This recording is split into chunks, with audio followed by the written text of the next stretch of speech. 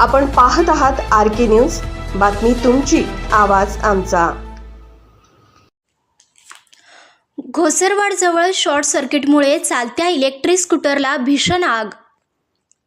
Short सर्किटमुळे चालत्या electric स्कूटरला अचानक भीषण आग लागून स्कूटर संपूर्णपणे जळून खाक झाल्याची घटना शिरोळ तालुक्यातील घोसरवाड गावच्या हद्दीत घडली।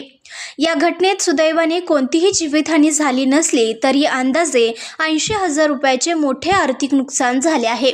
या प्रकरणी कुरुंदवाड पोलीस ठाण्यात जळीत नोंद करण्यात आली आहे।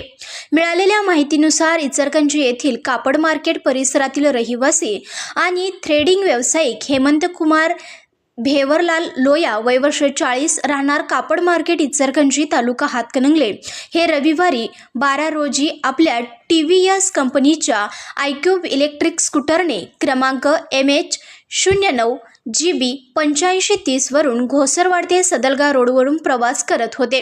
प्रवासादरम्यान ते घोसरवाड गावच्या हद्दीजवळ आले असता त्यांच्या चालत्या स्कूटरमध्ये अचानक शॉर्ट सर्किट झाला। काही समजण्याच्या आतच स्कूटरमधून धूर निघून भीषण आग लागली।